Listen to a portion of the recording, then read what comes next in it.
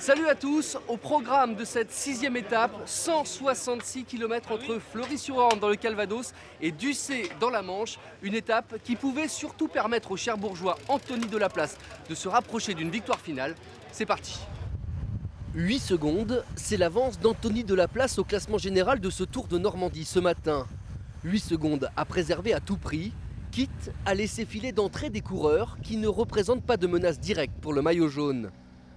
Dès le début de course, les tentatives se multiplient, des attaques en rafale, menées notamment par les coureurs de l'équipe de l'armée de terre.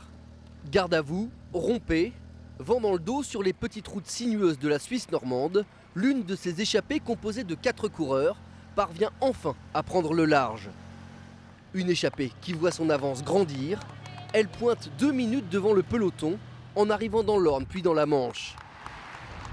Derrière, l'équipe d'Anthony Delaplace, les Fortunéo Vital Concept, gère tranquillement la course. Les coéquipiers du maillot jaune se mettent à rouler à 30 km de l'arrivée et ramènent le peloton à quelques secondes des échappés. Mais aujourd'hui, la stratégie de l'équipe de l'armée de terre était la bonne, puisque c'est le Français Damien Gaudin qui remporte l'étape. Une victoire très précieuse pour des Bidas en folie. Au sprint, j'ai pensé un peu il y a 2 jours où je me suis fait battre, donc j'ai pas fait la même erreur. Et là, j'ai tout donné jusqu'à la ligne. Super.